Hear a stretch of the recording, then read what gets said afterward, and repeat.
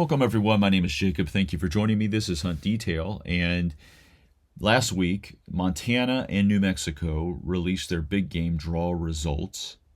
And if you drew a tag in either of those states, or if you already have a tag in, say, Arizona, congratulations. And we have Colorado coming up in a couple weeks, and some other states after that. So unfortunately, I put in for New Mexico and Montana and didn't draw either, which is frustrating, but that's sort of the way of the world these days, unfortunately. And for those of you that did draw a tag, and it doesn't have to be an elk tag, it could be mule deer, spring bear, pronghorn, whatever. There's still a lot of decisions that need to be made now, a lot of things that you have to think about as you plan this trip and plan this hunt, especially if you live east of the Mississippi, because logistics and nuance really rule the day. You can't just, it's not public land near your house. It's not your back 40 or a lease that you have nearby. When you're out there, you just have a limited amount of time to get done what you need to get done. And so over the next few podcasts, we're going to really dive into that process of some of these questions and things that you need to think about. But I want to share with you all a free gift that I have for you that is, as of today, April 24th, when you're listening to this, through April 28th, I have a free book. It's the Kindle version available on Amazon. It's the Western Elk Hunt Planner, the Eastern Hunter's Guide to Creating Your Western Hunt Objective Plan and Systems. Now, this book is available for free now until midnight on Sunday, April 28th, and I'd love for you to download it. And even if you're not going to go elk hunting this year, it's still something that you can look back on in future years if you'd like. So go to Amazon, download the book, share it with friends. Text, there's a link in Amazon that you can share something with. Share it with them. Say, hey, download this. It's now free. It's normally $25. And right now it has all 5-star reviews. I think it's been really well received. And what I would ask in return is that you give it a 5-star review. That's all I ask. If you download it, just give it 5 stars. Say, hey, excellent book. The focus of the book is the logistics and nuance that I've made reference to. It's not suggesting that I'm a master elk hunter and all these strategies and tactics, because that is not me. I'm still trying to evolve and get better in that regard. But what I am really good at is sort of the planning and logistics and nuance dynamics of something of this nature, because there is a lot that you have to plan for and think about when putting a hunt together. And so the more that you can prepare for this, the more you can maximize your time in the field and not sort of spin your wheels or waste your time, because it's difficult to make 1,000-mile trek across, to one of these other western states and then realize you don't have what you need or haven't thought about some of these dynamics because you've never done it before, or you've only done it a couple times, or what have you. So some of the decisions that you have to make, we're going to talk about that in this podcast right now, are do you want to go guided or do you want to do it DIY? And so in the book, and if you download this podcast after those dates where the book is free, a lot of the episodes over the next few weeks are really going to be circled around some of the content in the book. So you'll still find value in some of what I'll be sharing. But some of the questions you can ask a guide, and they're really some of the first questions in the book are, may I have a list of references? How long have you guided in Unit X? What is your success rate? How would you describe my guide's hunting style? How far is lodging from my unit? Can I see pictures of lodging? What is a typical day? What is included after I harvest elk? These are just some of the questions. I won't read them off, all of them, but some of the questions that you should think about if you're going to hire someone to help you. Now, if you're going to do it DIY, and what I will say is if you are going to go guided, it's still important to have an objective, to have plan and have systems in place for your hunt, because you shouldn't really just hand the steering wheel over to a guide. They may not be a good guide. They may be inexperienced. They may get sick. There's other extenuating circumstances. So you really want to own your hunt regardless of if you hire a guide or not. You'll be better off for it on the other side. You'll have learned more about whether you're successful or not. You'll still be engaged in the process.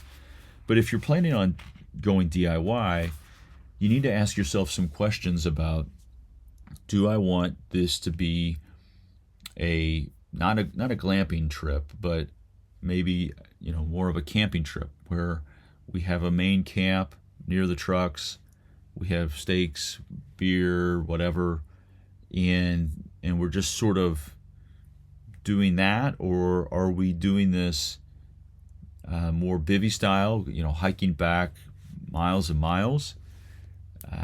And even within those categories, I mean, there's a lot of different ways that you can do this and still be successful. The way that I approach this anytime that I've done it, and it's sort of really the way I approach it anytime I hunt, is it's a business trip. It's not about it's about, I have fun, but it's more it's more fun for me to come up bruised, battered, beaten, broken, and rather than sort of relaxed. It's a business trip for me. And so if your approach to this is that it's a business trip and it's not necessarily just to sort of goof off or a reason to get out of the house or whatever, then I think you'll find a lot of value in this book and a lot of value in these podcasts, because again, there's a lot of questions that you have to have answered. And that's one of them. And so having an understanding of what you envision this hunting trip to be, whether it is a camping trip or whether it's a more serious, whatever, there's no wrong answer. It's just you have to determine what that is going to look like, because that really connects with your objective, your hunt objective, your hunt plan, and your hunt systems. And so let's talk about your hunt objective. Now, when it comes to objectives, I've talked about this before on the podcast, having a SMART objective. Is it specific? Is it measurable? Is it attainable? Is it realistic? Is it time bound? Because if you start to flesh that out, it'll tell you more about the type of trip that you want to have or don't want to have.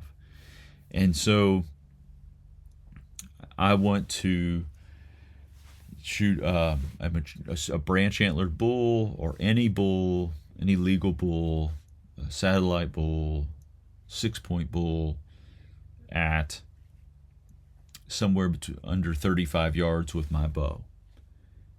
And I want to be able to hike from a mile within the truck, or from the truck. And I have 10 days to get this done. So as you start to sketch that out, and in the book I actually have you write some of these things out, fill in these blanks, then you start to understand, then it'll start to frame the rest of your scouting, of course. Like, I can only look within a mile of different trailheads, and or if it's more aspirational, I want to be able to hike 10 miles back. I want to be able to shoot up to 50 yards, and I want to shoot only a 6-point bull, or any legal bull, or any elk, period, including a cow elk. So having a SMART objective will really help you flesh out what those next steps are. And then as you move into your hunt plan, that really focuses on what are you doing day to day. For example, it's diving into the scouting portion. It's the e-scouting piece. You're trying to make a plan for every morning and every afternoon, and you're going to make the assumption that there's no elk anywhere. And so you have to find a spot for the morning, in the afternoon, and then the next day, and the next day. And so if you have 10 days planned, and it takes roughly 2 days to get there and 2 days to get back, now you have 6 days. I mean, is that really what you want? Or can you stretch that out to maybe a total of 14 days, and then you have a much bigger segment or chunk of days to really do this? But for each, let's just say it's 6 days, then you have to decide, how do you create, a plan for each of those 6 days. For me personally, I try to create loops. I'm going to loop. This will be one loop for this day, my morning and my afternoon, another loop over here, another loop over here. And I'm really trying to find not just the best places, like your place A, B, C, D, E, and so forth. I really want like 5 top places, like five places where I'm excited, even if the first spot doesn't work out. A1 doesn't work out. Now I'm going to A2. Now I'm going to go to A3. That's okay, because if you get defeated and you get down because spot A1 didn't work out, you're already putting yourself in a bad spot. But if you have 5 incredible spots planned out, and we'll dive more into that, then you're going to be more excited for the long term over the course of this trip.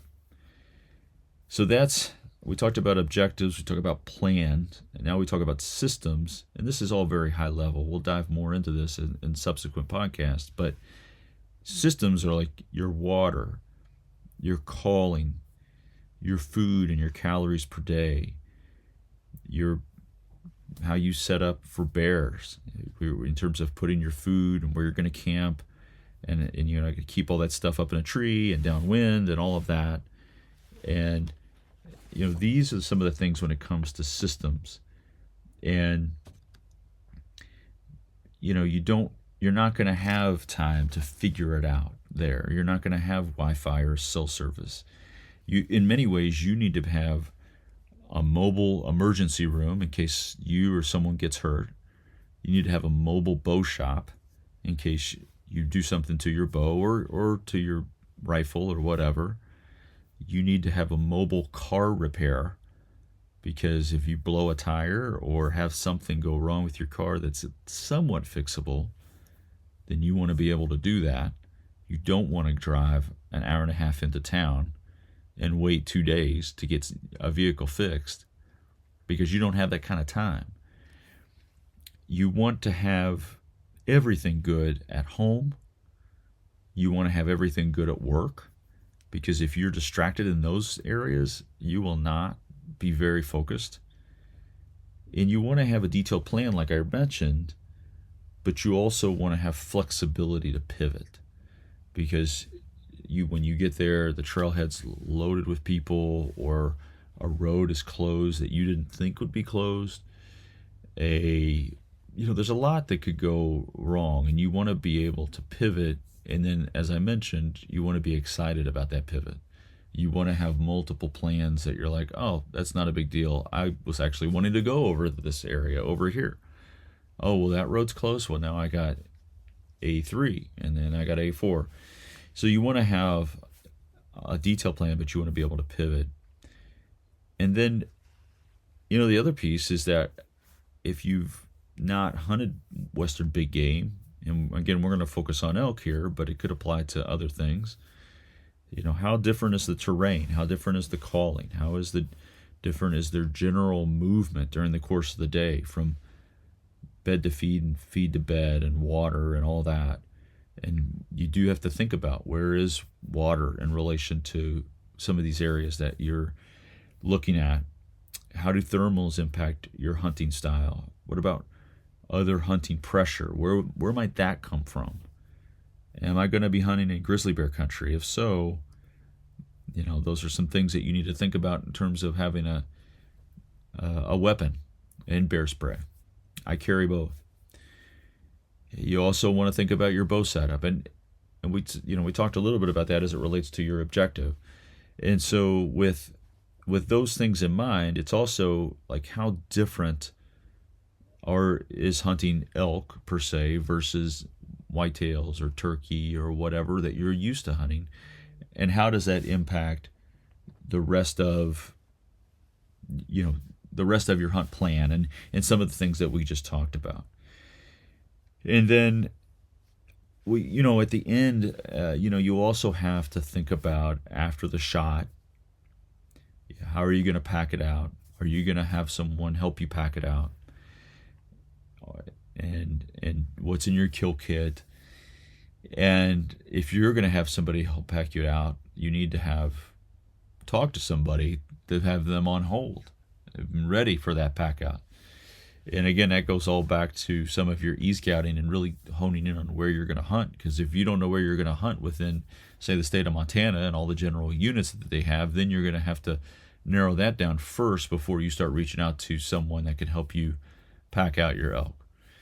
So there's a lot to think about here, and we're going to dive into it a little bit more in each of the subsequent episodes. And